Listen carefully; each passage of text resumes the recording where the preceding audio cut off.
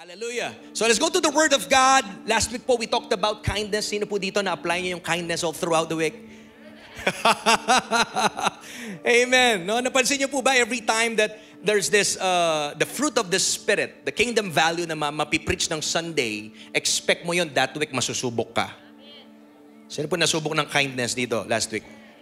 So we've talked about kindness, the warmth of the kingdom. It is expressed through a compassion and gracious action. And today po, we will continue to look at the fruit that we bear when we abide in Jesus. At ito po ay goodness. Come on, say goodness. So let's read our text in Galatians 5:22-23. Basahin po natin ang sabay-sabay. 1, 2, 3, go. Come on. But the fruit of the Spirit is love, joy, peace, long-suffering, kindness, goodness, faithfulness, gentleness, self-control. Against such there is no law. So pinagpala na po yung salita ng Panginoon. At ang title po ng ating mensahe, Kingdom Value number 6, Goodness. Let's talk about the beauty of the kingdom. Amen. Come on, say the beauty. Amen. Makakaupo na pong bawat isa sa atin at marami pong salamat sa ating worship team. Thank you for leading us po, no, sa worship ngayong umaga. Sino po dito naranasan niya yung kabutihan ni Lord sa worship time pa lang? Amen. At hindi po nakakasawang pag-usapan yung kabutihan ng Panginoon. Alam niyo po, yung tayo po ay nandito lang nakatayo, no?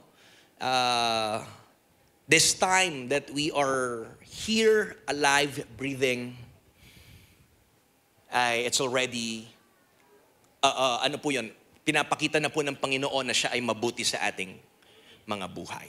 So again, let's talk about kingdom value number 6, goodness, the beauty of the kingdom. Sino po dito may na-encounter ka na or may kilala kang tao na mabuti? Taas kamay kung yung katabi mo, mabuti yan. So some of you already met someone who's genuinely good. No? When we say genuinely good, hindi lang pag convenient, hindi lang po pag okay sila, no? It's not the kind of goodness that depends on their mood. Hello?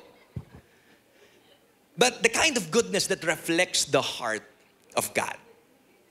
And I do believe that this is the kind of fruit that the Holy Spirit produces in us when we continue to walk with Him. No? Ito pong goodness, ito po yung nais ng Panginoon na magbunga, no? Na lumabas sa bawat isa po sa atin at malakaran po natin ang disenyo ng Panginoon sa atin. At first glance, goodness may sound simple, no? But in Scripture, alam niyo po ba that goodness it's powerful, it's an active force. It is you're not just doing what is right, but you are reflecting who God is, and also you are seeing the good in others even when it's not obvious. Kaya nakaka-excite po na pag-usapan natin to. Today we'll unpack what biblical goodness truly means and how we can live out ito pong goodness in our daily lives. So to start, ito pong big idea natin right now, goodness is the Spirit-enabled ability. Come on, say that with me, Spirit-enabled ability. So goodness is the Spirit-enabled ability to reflect God's heart by seeing, choosing, and doing what is right, even when it's inconvenient or costly. Hello? So nakita po natin, this is Spirit-enabled ability. Nasabi po dyan, ma-reflect po natin ang puso ng Diyos, no? By seeing, by choosing, and by doing what is right. Minsan madaling gumawa ng mabuti, pero pag inconvenient na, minsan tayo nagiging, hello, hindi po tayo stable. Minsan sala sa lamig, sala sa init. Tama po ba?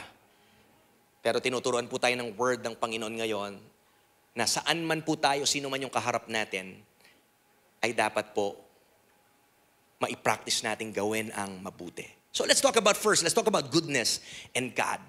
No? Just like kindness, that it flows from God's heart, ang goodness po, it begins with God's very nature. No? Let's talk about the nature of God first. Letter A, God is good. Sino po dito alam yung kantang God is good? When we say God is good, you shout, all the time. Amen. Once again, God is good. And all the time, God is good. So that's the very nature of God. Mabuti po ang kalooban ng Diyos. I remember when I was in Bible school, one of our professors, we studied theology na Tagalog, napakasarap. At iba yung tama ng Tagalog nung sinabi niya pong di ba, mabuti ang kalooban, no? Inaral po nila yung kalooban, yung loob ng Diyos ay talagang mabuti. Amen. We will see it in the following some verses po that I want to share with you. Psalm 34 verse 8. Sabi po dito, taste and see that the Lord is what? Is good. Blessed is the one who takes refuge in Him. So taste and see that the Lord is good. Sino po dito nalasap niya, naranasan niya sa buhay niya na mabuti ang Panginoon? Come on. If you have experienced how good God is, come on, palakpakan niyo siya. Let's give Him a shout. Thank you, Jesus. Hallelujah. Next point, Psalm 145 verse 9. The Lord is good to all. Come on, shout all. Aren't you glad that the Lord is good to all? Hindi po ba blessing yon? Na hindi lang mabuti ang Diyos sa mailan? I think last Sunday po nasabi ko na ang Diyos nagpapasikat ng araw sa mabuti at sa masama. He's good to all. And He has compassion on all He has made. And that includes you and me. Amen. Ganun po yung pag-ibig ng Diyos. Ganun po siya kabuti sa bawat isa sa atin. Also in 1 John 1 verse 5, this is the message we have heard from Him and declare to you, God is light. In Him there is no darkness at all. In Him, look at that, there is no darkness. Yun lang po sabihin, siya yung light at walang kadiliman sa Kanya, masasabi natin talaga ang Diyos ay napakabuti. Amen po ba? So kung last week po we saw that God is kind, and this week we're reminded that God is not just loving, but He is good. And His kindness, look at this, yung pinag-usapan po natin last week, His kindness flows out of His goodness. Kaya po sabi ko last Sunday, kala natin, pag titingnan mo, on the surface, it seems like kindness and goodness ay parang pareho lamang. No? Pero if we will dig deeper, makikita po natin na yung kindness of God, it flows out of His goodness. His nature is not only, it's not only to comfort, but also to correct. Not only to help us, but look at this, to make us holy. Ganun po kabuti ang Panginoon. Tama po ba? As we go deep po, mamaya maintindihan po natin ito. So first, ang Diyos po ay napakabuti. Yun po ang kanyang nature. Letter B, only God is good. Mark 10 verse 18. Sabi dyan, why do you call me good? Jesus answered, no one is good except God alone. Ito po yung nabanggit ko that merong mga madalas na nababanggit na minsan yung mga tanong natin na ang dami kong, bakit yung mga pangit na bagay ay nangyayari sa isang mabuting tao? Why bad things happen to good people? Pero sabi po dito sa Bible, i-define natin ano yung good. Does it mean na because we're helping other people, ay masasabi natin that we are already good? Na hindi ka gumagawa ba ng kasalanan or maliit-liit lang ba? Sabi po ng Bible, malinaw, no one is good except God alone. Walang ibang mabuti. Romans 3:23, for all have sinned and fall short of the glory of God. So lahat po tayo ay makasalanan. Church, we're not good on our own. Kailangan po nating intindihin yan, we're not good on our own. We need a new heart. Come on, say that with me, new heart. Come on, come on. Come on, everyone. Say new heart. So we need a new heart, and that's where the gospel steps in. Praise God. Sabi ng John 3:16, for God so loved the world that He gave His one and only Son. Come on, palakpakan po natin ang Panginoon. That whoever believes in Him will not perish. Praise God po, pumasok sa sin si Jesus. Praise God po. If sabi ng Bible, the wages of sin is death, then pwede nating sabihin that all of us, we deserve to be punished. We deserve hell. We deserve to die. Because all of us are sinners. But God is loving. He sent His Son. He paid for the penalties po ng ating kasalanan. Penalty for our sins. At sabi po ng Bible, kung sino pong sasampalataya, whoever believes in Him will not perish but have everlasting life. Palakpakan po natin ang Panginoon. I want to slowly and carefully lay this foundation, because we cannot talk about the goodness of God without hearing this and understanding this. Dahil po, walang kwenta kung pag-usapan natin yung goodness, and hindi naman po tayo mabuti by nature. Are you getting this?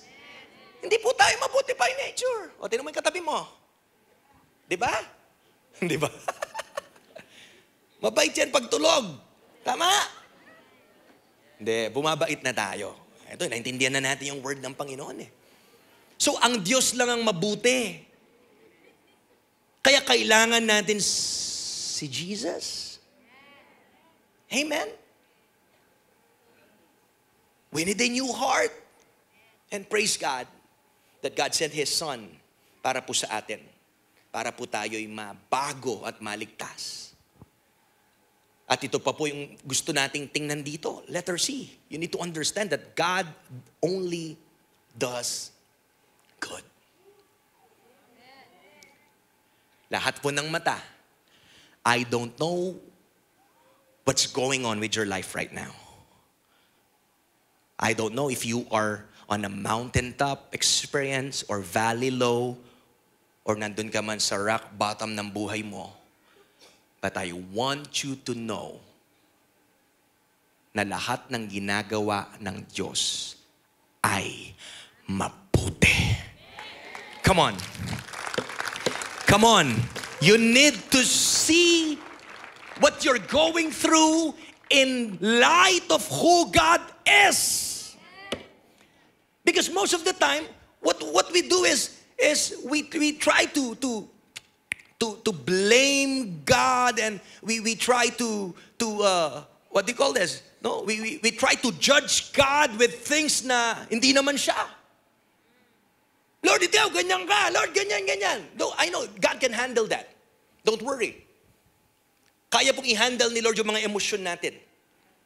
But I'm here to tell you, church, that you need to view and see your life with this kind of lens that God is good, so that everything na titingnan mo sa buhay mo, you will see the goodness of life, even in times of suffering, even in pain, even in the waiting. Makita mo, iba na yung lens mo, wow!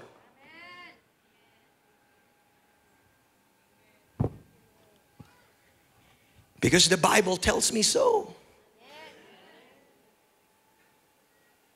Why do we know that God is good? Because the Bible tells us so. Amen. There's an old song na kinakanta ng mga bata. Ano ba yon? Yung The Bible Tells Me So? Jesus loves me, this I know, for the Bible tells me so. Little ones who him be, to him belong. They are weak, but he is strong. Yes, Jesus loves me. Yes, Jesus loves me. Yes, Jesus loves me. The Bible tells me so. Come on, namnamin mo yon. Jesus loves you, come on. And so God is good because the Bible tells us so. So even in the waiting, He is good. Even in pain, nasaan ka man, mabuti ang Panginoon. Psalm 119:68, it says here, you are good and what you do is good. You are good and what you do is good. Wow. I hope by now you're learning how to appreciate God's word. Ang salita po ng Panginoon is very liberating. Nakakalaya tayo. Dahil ngayon nakita natin, what you do is good. That's why sabi diyan, teach me your decrees. Ituro mo sa akin, Panginoon, ang iyong mga salita. Romans 8:28, and we know that in all things, come on, say all things, God works for the good of those who love Him. Any lovers of Jesus in the room? Come on. Sabi, lahat na nagmamahal sa Panginoon, God works for the good. Kaya pati po yung nangyari na sa buhay mo na pangit, yung mga delays, yes, may mga bagay kang nagawa na ito po yung consequences, pero lahat ng yon, pag lumapit ka sa Panginoon, He can turn things around sa buhay mo. Come on, if you understand this, palakpakan mo yung Panginoon. Come on. Come on. Palakpakan mo si Lord kung naranasan mo. Come on. He already turned things around sa buhay mo. Yung dati mong buhay na walang kwenta, walang kwento. Yung buhay mong napariwala. Yung buhay mong madilim. Lahat pong yun, nung nakilala mo yung Panginoon, He turned it all for good. James 1:17, every good and perfect gift, wow, is from above, coming down from the Father of the heavenly lights, who does not change.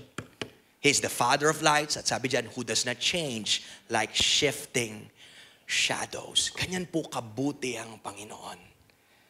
Kaya kailangan namnamin po natin ito. At sana po kalabas natin dito, no?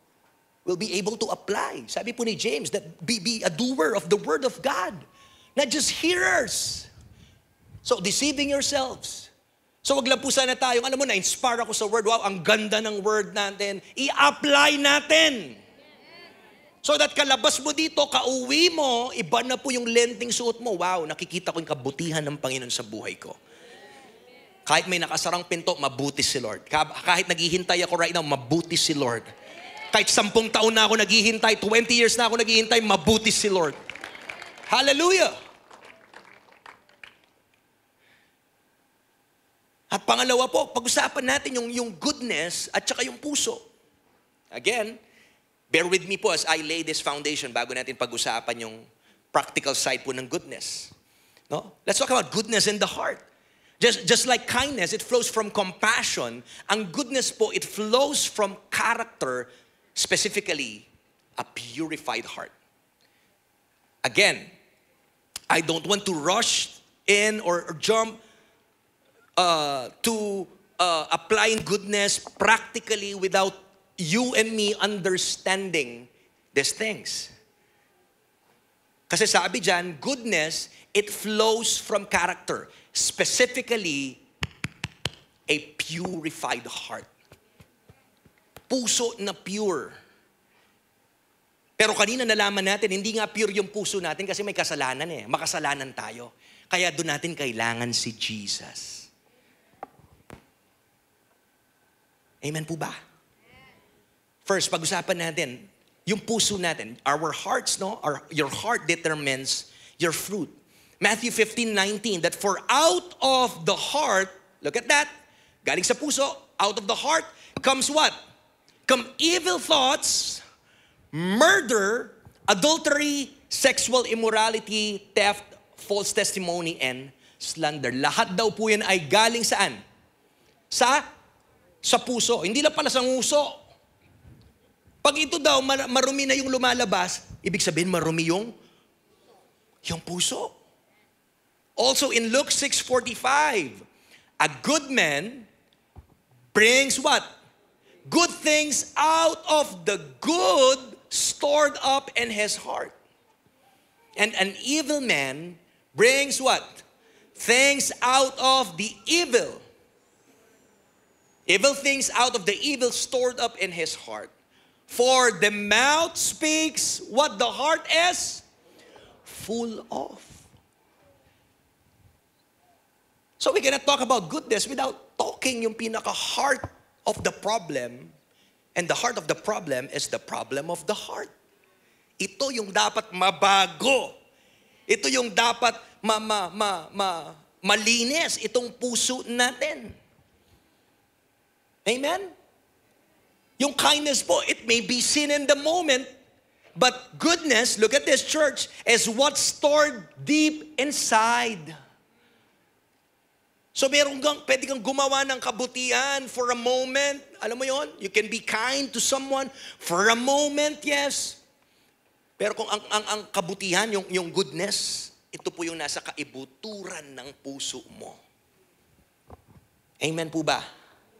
You also need to understand this, letter B, that outside of Christ, our hearts are broken. Jeremiah 17:9. Tingnan nyo yung puso natin. The heart is what? The heart is deceitful above all things and beyond cure. Who can understand it? Hello? So it's not sound. It's not biblically sound to say na yung sinasabi ng mundo, follow your heart. Anong follow your heart? Follow your heart, sabi ng Bible, the heart is deceitful. Paano mo susundan yung puso mo? Diba? Yun yung sigaw ng mundo. Sundan mo yung puso mo kung anong nararamdaman mo. Gawin mo. Pag kumilig yan, yan na yan. Ay! Sabi nga ng Bible, ano po yung deceitful? Mapanlin lang. Oy. Mapanlin lang daw po ang ating mga puso. Romans chapter 3, verse 10 to 12. As it is written, there is no one righteous, not even one. There is no one who understands. There is no one who seeks God. Grabe. All have turned away. They have together become worthless. There is no one who does good, not even one. Yan po ang katotohanan that apart from Christ, our hearts are broken. But praise God, letter C, God gives you a new heart in Christ. Palakpakan po natin ang Panginoon. Come on. Ano sabi ng Ezekiel 36:26? I will give you a new heart and put a new spirit in you. Sabi ng Diyos, I will remove from you your heart of stone and give you a heart of flesh. Tatanggalin daw po ng Panginoon yung pusong bato, yung pusong hindi tumitibok, yung pusong matigas. Yung po yung ibig sabihin nun. Yung pusong ayaw makinig sa Diyos, ayaw sumunod sa Diyos.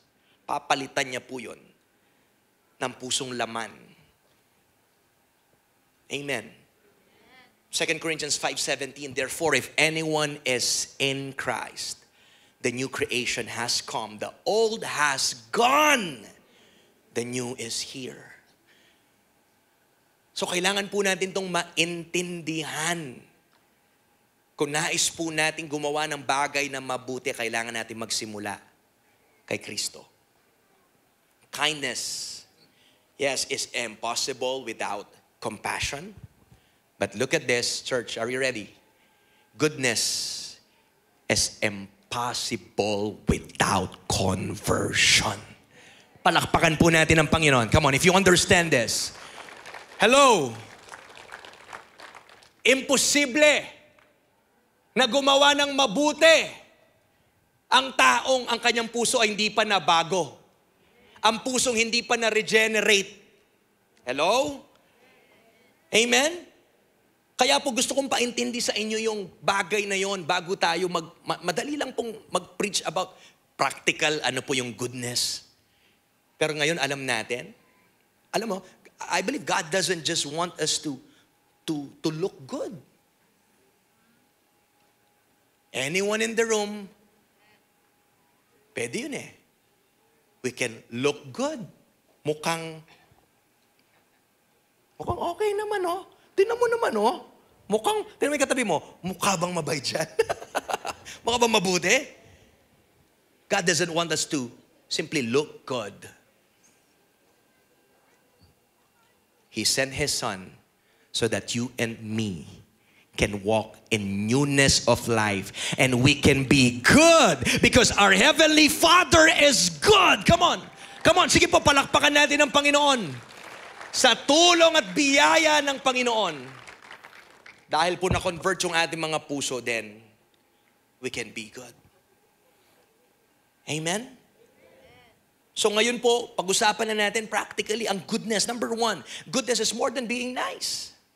Ano sabi ng Romans chapter 15 verse 14, I myself am convinced, my brothers and sisters, that you yourselves are full of goodness, filled with knowledge and competent to instruct one another. No? Sabi po dyan, ni Pablo, you yourselves are full of goodness. At sabi niya, you are filled with knowledge, and I love this, and competent to instruct one another. Ano pong ibig sabihin to? Makikita po natin dito sa text that Paul ties goodness to maturity. Because yung goodness din pala, we have this ability to also correct others. Hello? For example, the parent who disciplines with love, ayan pala, goodness yan. You're able to what? Competent ka, may abilidad ka, may knowledge ka, sabi dyan, competent ka to instruct one another. Or maybe you have a friend, or you are that friend who confronts sin. Look at this, gently. No, meron pong tamang way na sinasabi ang Bible for us to confront sin. And it doesn't mean na tayo hahanap ng masama at sabihin natin, marok kaya? Masama yan. Hindi po ganon. There's lalo na po, we don't do it here in church na kung wala kang relationship sa tao. No?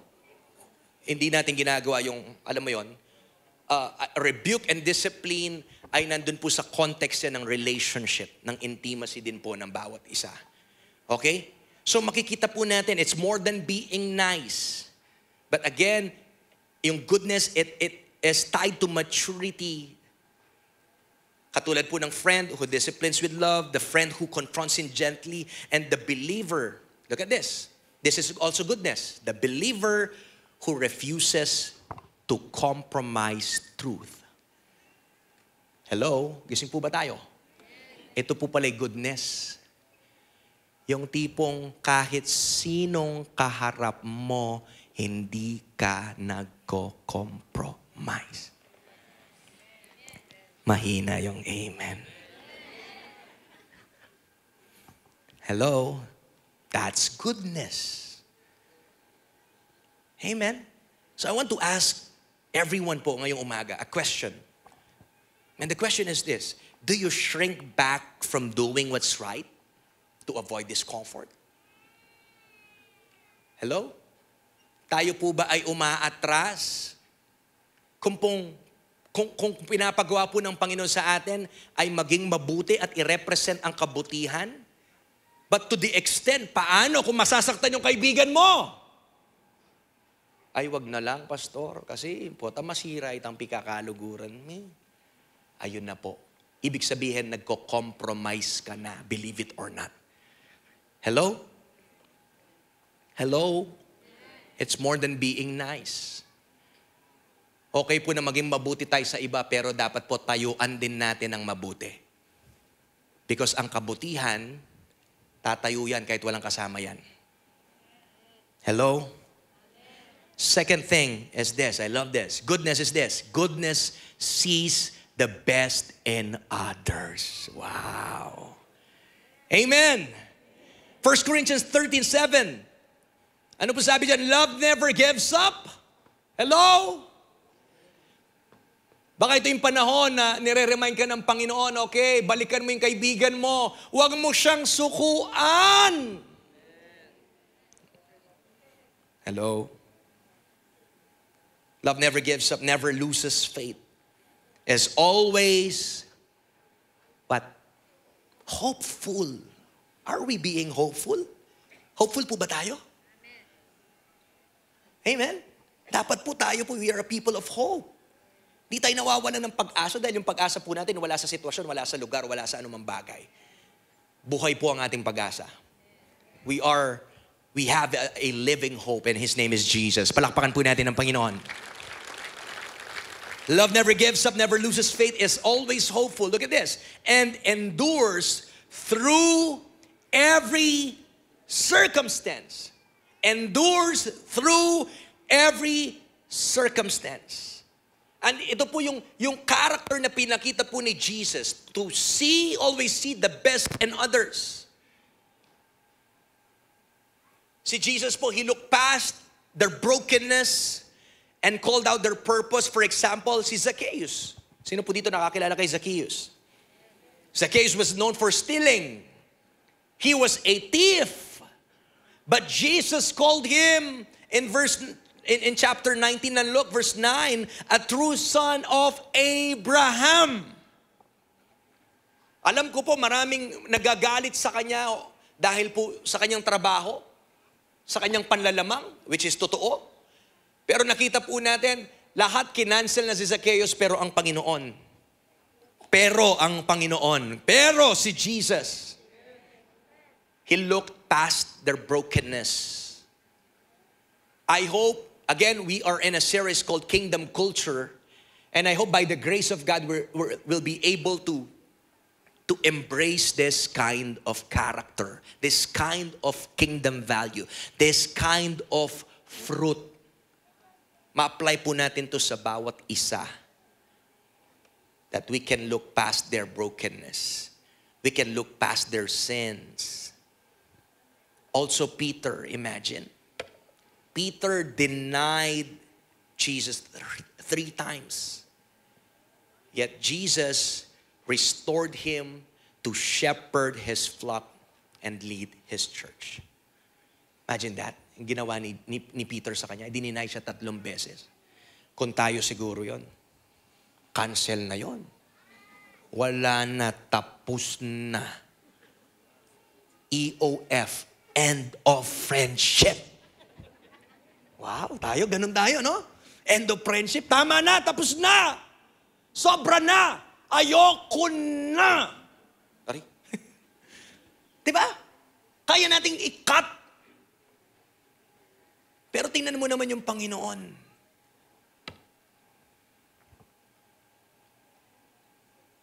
What kind of love yung pinapakita ba ng Panginoon sa atin? Some say it's a stubborn love.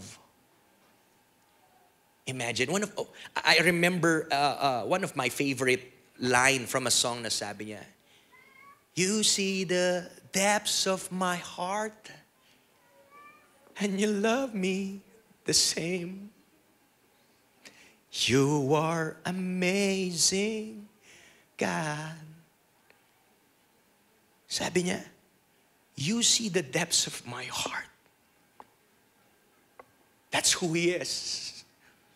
He is the Alpha and the Omega. He knows when you will fail. He knows kailan ka magkakasala, kung anong gagawin mo. Nakita niya na lahat yon mula dulo. And yet, He is always there welcoming you. Arms-eyed open. He loves you the same. Come on. Palakpakan po natin yung Panginoon. Come on. Hallelujah. Ganon si Jesus. And I pray, ganon din tayo. That we will be that kind of church by the grace of God. That we can look past their brokenness and their mistakes. And we can say, welcome home. You're welcome here. You fail? You messed up? So do I. Ako rin. Sana ganun tayo, hindi tayo mabilis na. Ha? Ako rin. Ako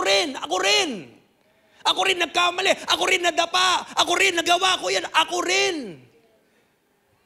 And by saying that, sinasabi natin that we all need the grace of God in our lives. We all need that. So goodness sees the best in others. Sabi po ng Romans 15:14, I myself am convinced, my brothers and sisters, that you yourselves are full of what?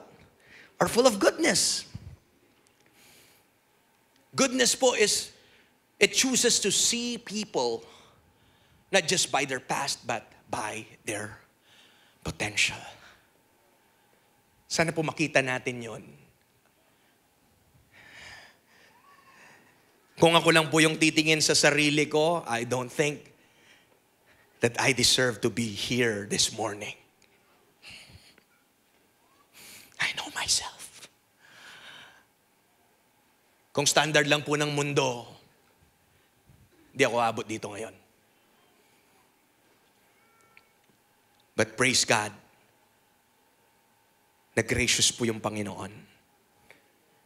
Na nakita niya na tayo past our mistakes at nakita niya na yung potential natin. Nakita niya na yung nakabangon na tayo. Nakita na niya, come on, yung kaya nating gawin sa pamamagitan ng strength na pinoprovide niya. Come on, palakpakan po natin si Lord. So kung ganyan tayo tingnan ng Panginoon, dapat ganyan din natin tingnan ang ibang tao. Amen? Amen. Kung meron po dito hindi pa rin nagkakabati hanggang ngayon, hindi pa rin nagkakapansinan hanggang ngayon, parang awa nyo na. 2 buwan na lang, lalabas na si Jose Marichan. Magpapasko na naman. Wag naman every year ka lang nagpapatawad, Pastor. Pag Pasko lang kasi ako nagpapatawad eh. Hello? Imagine goodness. It's the beauty of the kingdom. Imagine how beautiful the kingdom of God is. Imagine how beautiful the church would look like kung tayo po ay lahat na-regenerate ang puso at na-apply po natin lahat to. Number 3, goodness chooses what is right even when it comes at a cost. Alam niyo po, yung paggawa ng mabuti, may cost yan, may price yan. Sabi po na Ephesians 2 verse 10, for we are God's handiwork, created in Christ Jesus, look at this, to do good works, which God prepared in advance for us to do. Grabe, may pinrepare na po ang Panginoon in advance na good works na gagawin po pala natin. Hello? So in short, goodness is not accidental, but it's intentional. Hello? Meron ba yung aksidente ka lang nakagawa na mabuti? No? Dapat po intentional natin gawin yan. One of the, not the best, but one of the good example po. One example is found in Luke chapter 10. Katulad po ng Good Samaritan. Sino po dito kilala niya yung Good Samaritan? No? The Good Samaritan, imagine, he went out of his way. Yung tipong willing po siya na ma-interrupt yung kanyang plano. Hello? Hindi niya naman po, may pupuntahan po yung yung Samaritan eh. Nadaanan niya lang yon. Ilan po kaya sa atin pag may nadaanan din kamukha ng Good Samaritan, titigil, hihinto at tutulong. Hello? He went out of his way. Not just that, look at this. He paid the price. He covered the man's medical, hindi lang po yung pagpapagamot, but even his lodging expenses. And lastly, he showed, imagine that, he showed compassion to a stranger. Hindi niya man kilala. Madaling gumawa ng mabuti sa taong kilala mo. Madaling gumawa ng mabuti sa kaibigan mo. But when was the last time that you did something good for a stranger, to someone you didn't know? Kailan ka huling tumulong sa taong di mo naman kilala? Hello? Pero ito pong Good Samaritan, again, he showed compassion to a stranger. Someone that he had no obligation to help. Bakit po niya tinulungan? Because goodness sees need and responds not out of obligation but out of love. Kaya kahit di mo kilala, kahit di mo kaano-ano, kaya mong tumulong because of the love that you have received from God. Palakpakan nga po natin ang Panginoon. Amen? Kaya po, this is a challenge po sa bawat isa sa atin. Again, yung goodness, there is a cost po ng goodness. Maybe in the workplace. Sino po dito? Can I see hands? Mga nagtatrabaho, come on. In your workplace, no? It's easier to blend in or to stay silent than to tell the truth. Pero kaya mo bang tayuan yung katotohanan? Hello? Kung lahat sa trabaho mo nagko-compromise, anong gagawin mo? Magko-compromise ka na rin ba? Hello? When everyone is in the office, they are compromising. Paano mo papapakita yung goodness? Will you blend in or you will tell the truth? Even po at risk yung trabaho mo. Hello? Or maybe God is calling you not to participate in gossip or compromise. God is calling you not to compromise your values. Even if it costs you your popularity or maybe your convenience. Hindi ko po alam kung anong area na sinasabi ng Panginoon sa iyo, practice mo yung goodness. Huwag ka mag-compromise. Hindi sa loob ng church mukha kang mabuti pero sa labas, iba na yung values mo. It differs from sinong kaharap mo? Hello?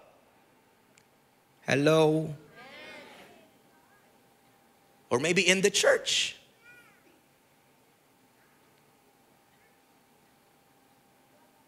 If you happen to know someone who is in need, then maybe you can quietly support them.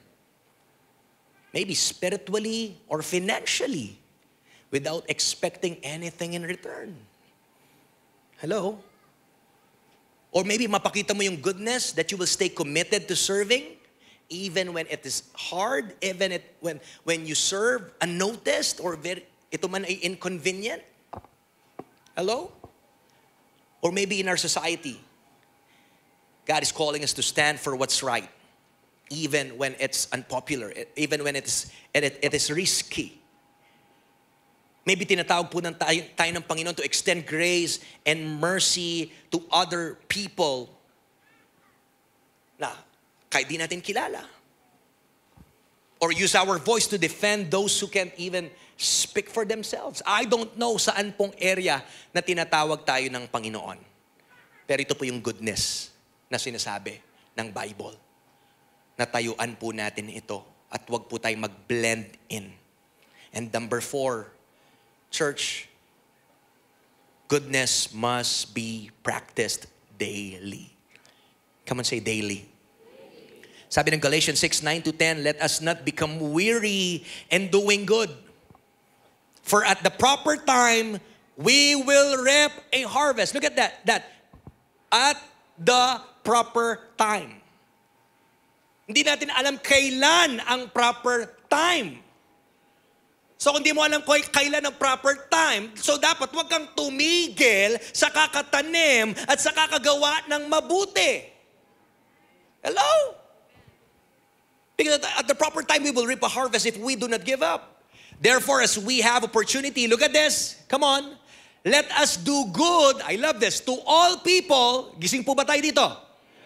Let us do good to all people. Especially. Wow. Sarap. Especially to those who belong to the family of believers. Tumulong ka kahit kanino, pero especially yung mga kapatid mo kay Kristo, maganda rin tumulong ka, tulungan mo sila. Hallelujah! Come on! Let's spread goodness! Naghanap ka ng tutulungan, ayan ang dami. Kilalanin mo sila. At sa pagkikipag-engage po natin sila, doon natin nakikita. Amen. Doon natin sila makikilala. So goodness, church, is not a moment, but it's a lifestyle. I hope this will not end dito po sa ating series. But again, it will be a day-to-day. It will be a lifestyle sa atin. Lahat. So as I end po, I want to share 5 ways to live out goodness sa ating buhay. Number 1 is to abide in Christ daily. No? Dahil this is one of the fruit of the Spirit. We need to spend time with God. And like the other fruit po na napag-usapan na natin, all of this fruit, they grow when we are connected to the source. Amen. So let's abide in Christ daily. Pangalawa po, na-practice natin, nasabi ko na rin po kanina to, is to see the good in people. Okay? Sometimes we are tempted to highlight, to magnify the sins and the wrongs po ng ating kapatid. Hello? Ulitin ko po. Minsan, ang nakikita natin sa tao, yun na lang mali niya. Hindi pa rin lahat nag-amen. Hallelujah. Yung mga nasa taas kaya, amen. Sabi ko po, minsan, we are tempted na yung nakikita natin, madalas sa kapwa natin ay yung mali nila. Dapat pala, hindi yun yung i-magnify mo. But let's see the good in people. Let's learn to speak life. Let's encourage someone po this week by calling out their God-given potential. Pwede po ba yun? Kaya po ba yun? Amen, by the grace of God. Number 3 is do one act of goodness each day. Practice mo. No? Kung kaya mo, hindi lang isa, sige po. Sa bawat opportunity, let's serve someone, let's give generously. No? Sabi ng Bible, when you give someone, when you help, wag mong paalam sa kabilang kamay. So hindi mo kailangan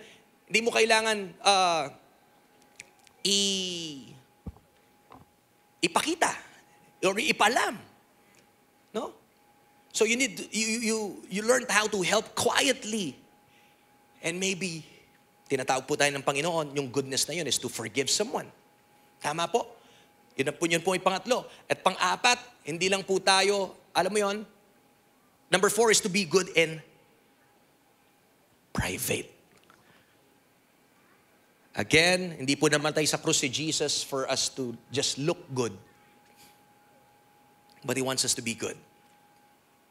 Not just to be good in public, but again, be good in private.